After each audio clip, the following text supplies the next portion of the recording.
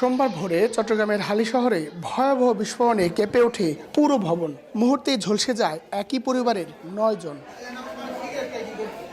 এই ঘটনায় এখন পর্যন্ত মারা গেছেন মা ছেলেসহ ৩ জন।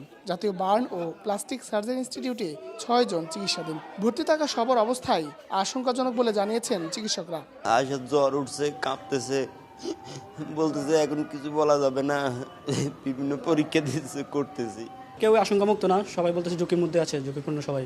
এদিকে দগ্ধদের দেখতে মঙ্গলবার সকালে বার্ন ইনস্টিটিউটে যান দুর্যোগ ব্যবস্থাপনা ও ত্রাণ মন্ত্রী এবং স্বাস্থ্যমন্ত্রী। সাংবাদিকদের বলেন, গ্যাস লিকেজের ঘটনা ও মেয়াদোত্তীর্ণ সিলিন্ডার বন্ধে ৩ মন্ত্রণালয় একসঙ্গে কাজ করবে। একটা নিয়মের মধ্যে নিয়ে আসা যায়, সেগুলো নিয়ে আমরা অল্প সময়ের ভিতরে ৩ মন্ত্রণালয় বসে কাজ করব, যাতে করে ভবিষ্যতে এই ধরনের দুর্ঘটনা থেকে কম ক্ষতি হয় সেই ব্যবস্থাটা করার চেষ্টা করা হবে। আমাদের হসপিটালের সম্ভাব্য যতগুলি চিকিৎসা দেওয়ার মতন ব্যবস্থা আছে সর্বোত্তমভাবে তাদেরকে চিকিৎসা দেওয়া হচ্ছে, আমি নিজেও দেখে এসেছি। এদিকে ভোরে কুমিল্লার দাউদকান্দিতে গ্যাস লাইনের লিকেজ থেকে বিস্ফোরণে একই পরিবারের ৪ জন দগ্ধ হন। হায়দার আলী, সময় সংবাদ, ঢাকা।